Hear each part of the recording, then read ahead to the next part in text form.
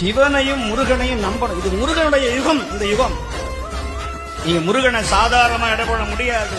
சிவனை விட ஒரு மடங்கு உயர்த்தி என் அப்பன் கந்தன் முருகன் சுப்பிரமணியன். இவனை விட அவன் வீரியம் ஜாஸ்தி. அவன் நெருப்பிலேயே பிறந்தவன்.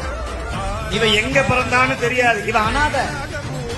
அவன் அனாதிக்கும் அனாதி, ஆதி அந்தமில்லாத ஆறுமுக கடவுள் என் அப்பன் வேளன், குகன், சண்முகன், கடாட்சரன்.